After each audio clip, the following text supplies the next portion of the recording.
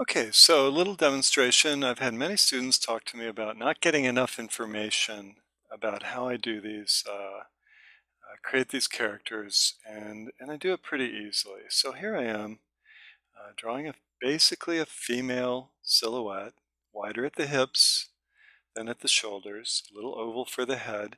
You can see a little ghost underneath where I'm drawing. That's for me. That's so I don't forget what to draw. And here's a male silhouette, just standing straight up and down. Excuse me. Kind of a long triangle with an oval, and I'm not even trying to connect the neck. I'm just making it as simple as I can. Move over to this other one, a 3/4 view, and you'll see an angle and then another angle back for the torso, and then moving straight down in a gestural way, continuing that curve from the shoulder all the way to the ankle. Here's a center line, so you can see where I'm thinking. And now I'm going to draw a little notation. The rib cage is moving at this angle, and the pelvis and lower abdomen moving at that angle. And the overall gesture is that curvy lined arrow that I just drew. Easy notation for the feet, and I'm ready to pursue all of these three drawings, and I can evolve them even further. I'm going to take some advice from that third drawing I did.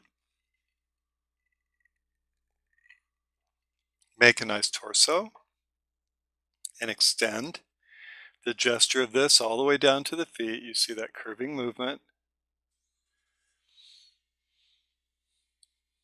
And a quick notation where the feet will go. This is a very tall woman, almost a fashion proportion. I'm putting light where the up planes of the forehead and the chest are going to be. They're going to catch a little more light, and I do this pretty routinely in most of my stuff.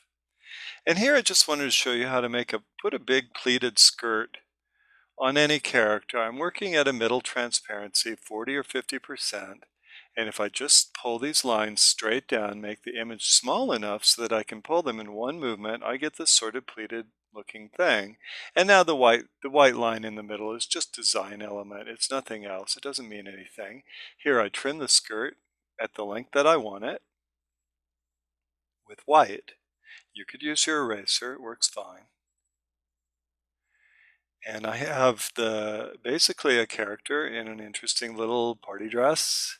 I could make it bigger, smaller, I could turn it into pants, I can do anything I want with it, but it's kind of a nice thing uh, to, to get these things developed this quickly. Here I'm putting her arm in, wide at the shoulder, wide at the elbow, and then I'll pick the color that I'm using so that I don't get these weird little funny joints at the elbows and wrists and knees the way my students do. It's a graceful arm done in a couple of movements. It doesn't take a lot to do. I have students who get really worked up about drawing these arms and things, and it's inappropriate. You don't need to. Here you can see much better. I make a turn at the wrist and just move at an angle. And now I'm grooming it to get a sensation of some kind of hand pose. It doesn't matter what it is. If I were to pursue this character, it would be about her physique, her costume, stuff like that. It wouldn't be about what her hands look like. I tried the same thing on the other side, didn't like it, so I made a slightly different pose, and then I just cut into it to get a thumb, and I'm back in business. Now I'm going to drop down to the feet with a triangular shape for the bottom of the leg.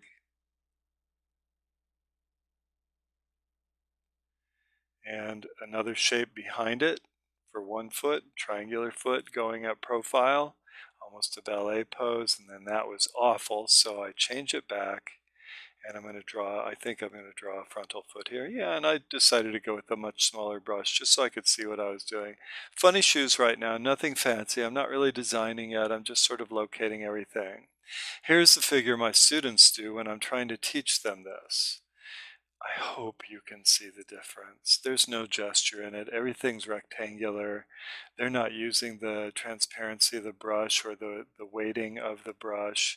They'll make these arms that it looks like a stick puppet. And it absolutely drives me up a wall because it's not, you don't have to do that. I'm circling these joints that students never pick the value of the color they're using or the gray that they're using and fix those joints. They just leave them there. And it's totally unnecessary. You can see how much more satisfying the arm is on this woman. I'm going to take this out now, if I recall. I'm trying to remember this whole demonstration after the fact as I narrate it. Yeah, I'll take it out and I'll draw an arm the way I like them to draw. So watch carefully. Boom, to about the elbow. A little wider at the elbow. Boom to the wrist. Make a decision where you want these things.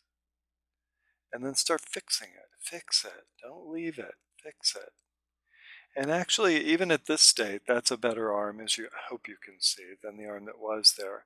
I'll groom it a little bit, put a sort of a hand shape on it, change things, grab that color and smooth everything out now. Grab that value, I should say. This is black and white. A little light on the chest area. Now I'm shaping the head. I'm getting rid of the connection where the neck would be, and I'm just taking those legs out of there because they're absolutely disgusting. It didn't work. It doesn't work to do that. Do this. Just pull it straight on down. Make a determination about length. Forget about where the waist is. You can put that in at any time. And now I'm reproportioning this thing to look like a human person. You can see that I'm talking about, I'm just trying to explain this torso area, where the knees might be, this overall shape. And now I'll draw another arm right next to this one that you can see a little bit better. It's not perfect. I'm grabbing that value so I don't get a lot of those overlaps at wrist, at elbow. I'll take white now and I'll use the white brush to shape the arm and make it a more arm-like.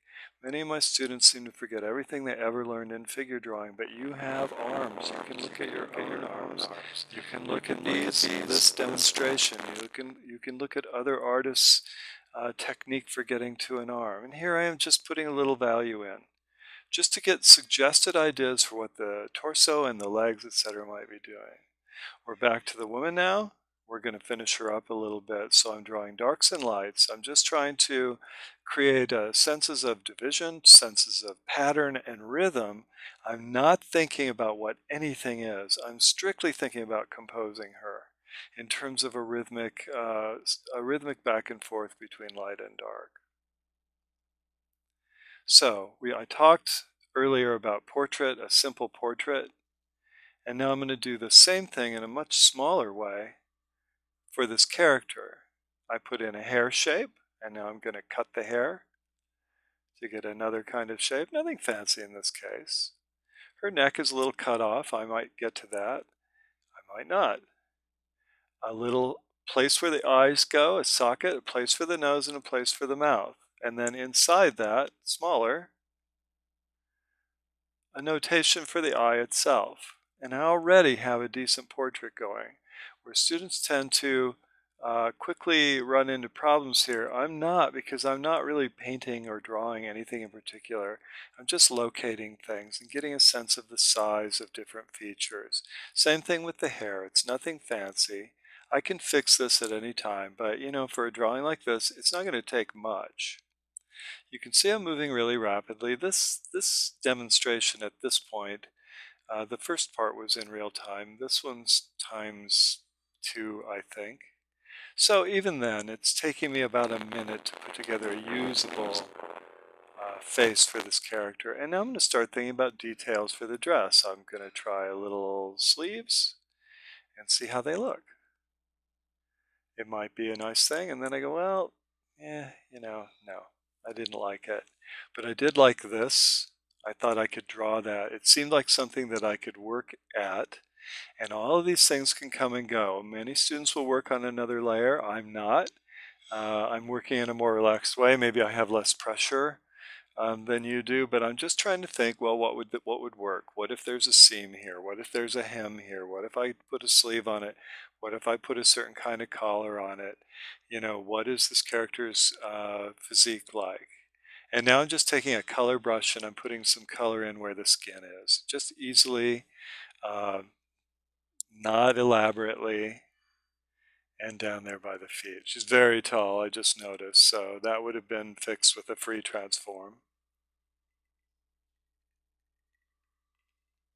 Taking a kind of emerald color and working it into the dress, this again in a color brush. Excuse me. So already I'm at working on this character for just a couple of minutes, I'm further along than most of my students would be in a half an hour or more, because I'm just drawing shape. I'm not trying to make it be a particular thing. Now, if you have a particular idea, absolutely, you can do that. You can make it be a particular thing. But since I don't in any of these drawings, I'm just trying to show you how straightforward it is to create shape.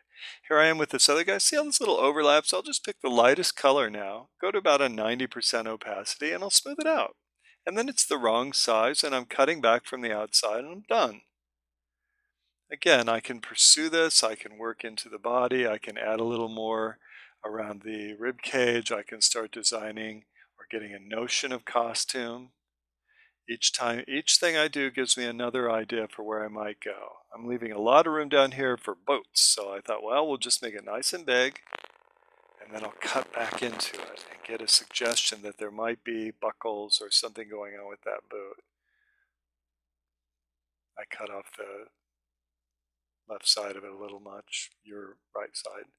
And now light on the chest, where light is going to hit, primarily going to hit the body, and this could be light on the body, or this could become part of a uniform. I'm using white lines now to suggest contours and seams and hems and ridges and things that work around the body. Now I'm switching to black. Going to do the same thing, do a little drawing. Anything I can do, like gauntlets, like a different kind of uniform. I don't really know what it is yet, but I'm very relaxed here. I'm trying to get the image to tell me what to do. And now a simple nose, simple eyes and ear, probably a little suggestion of a mouth. This is a really good starting point. This is a nice rough. I can pursue this really rapidly. And I can move this into something a lot more interesting in the fullness of time. I'm going to show you a build-up. You see all the little thumbnails back behind the main character there, and I'm looking at each one thinking, what shall I do? And I really liked this one, so I developed it a little bit with some lines. I love the gesture. I was thinking about another artist, and it took that gesture. Here it is, the black, crude black that I'm now drawing. That's the gesture. And as I drew this a third time, I thought this guy can be a different kind of thing. It isn't legs together, it's legs apart. So then I copied the line drawing. Very easy stuff. And then I brought that over and I made it bigger, all on one page in different layers.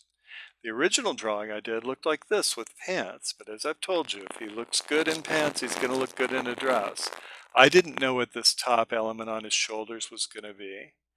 I just developed it. I decided a sword, something behind him would be great to sort of change the silhouette. I put a pattern on his skirt because it made it look cool. And then I put this swirly deserty thing coming around him like he was surprised. This thing drew itself. I just went where the thing went. It's labeled and it's signed. And that's how I want your build-ups to look. Okay. Okay, we're going to try again. I've been having so many problems with my microphone that this is like my 8th time, so sorry if I seem a little agitated. I'm just showing you how this works in a non-static character. You can see a little ghost image down below. That's so I don't have to think too hard while I'm doing this demo. It's just a little rough stick figure almost, but I decided to make kind of an alien. In a pose, you can see me working, just scribbling out a torso, guys, and it has the gesture of a 3/4 torso, which I've spoken about before. Here's the center line coming, right there, okay. 2 legs, I'm using a torso size brush for the torso and a leg size brush for the leg down to the knee, and then I confine it a little bit and reshape it a little bit with another brush, with a brush that's the size of an outline almost. Here's these other shapes I had in mind.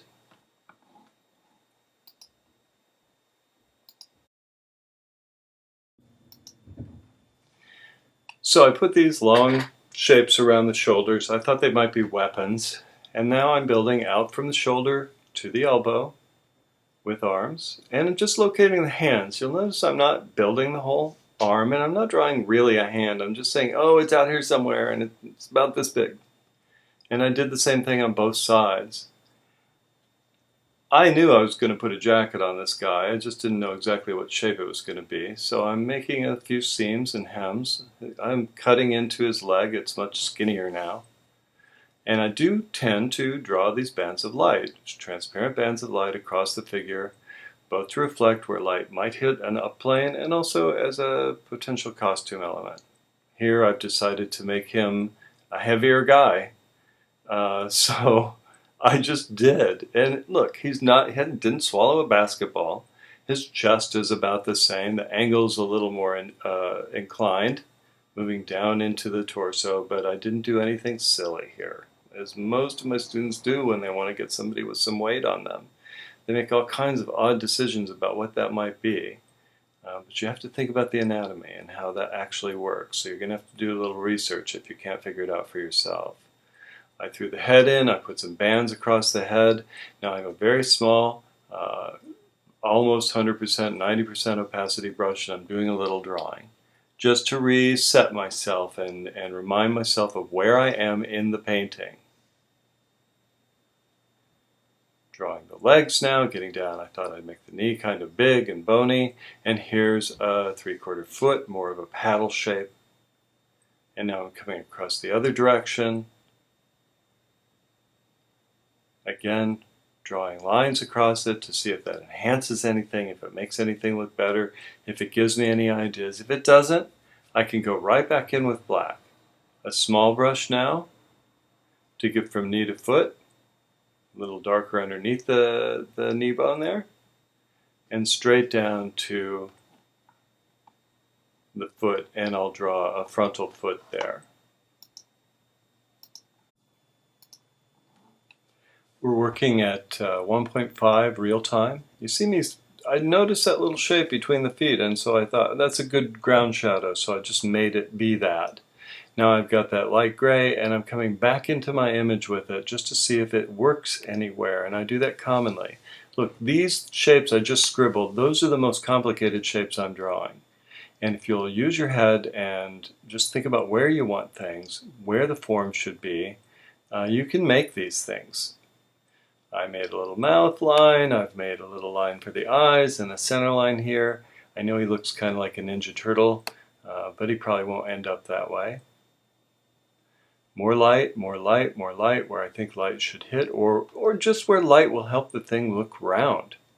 And honestly, that's all I'm really doing. Here's a little dark underneath the mouth, where the head would drop back, and I'm going to develop these different elements, the arm down to the hand now. These things which were weapons for a long time, and then I decided, no, they're not weapons, they're like little swimmerettes on a crustacean. They're part of him. They stick out of his shoulder somehow. And then right back to the hands. Look, the hand looked like a hand. That scribble. There's the thumb, so I made it a thumb. There's a finger, so I made it a finger. There's another finger, so I made that one, and then I added a third. And now I'm just scribbling back.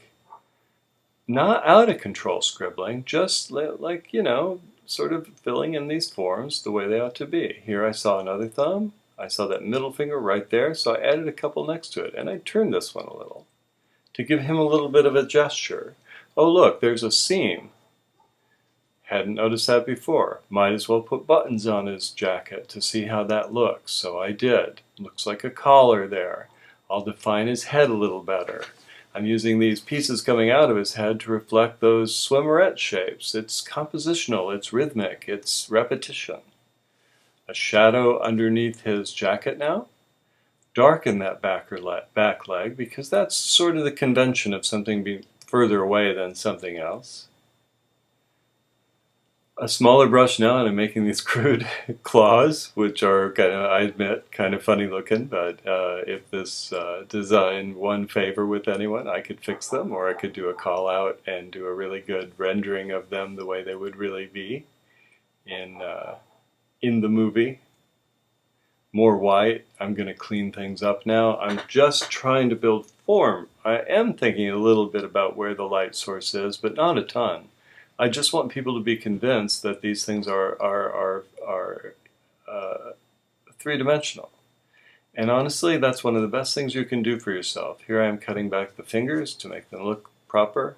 I've got white on my brush, back across, those stripes across the figure, across the leg, very common for me.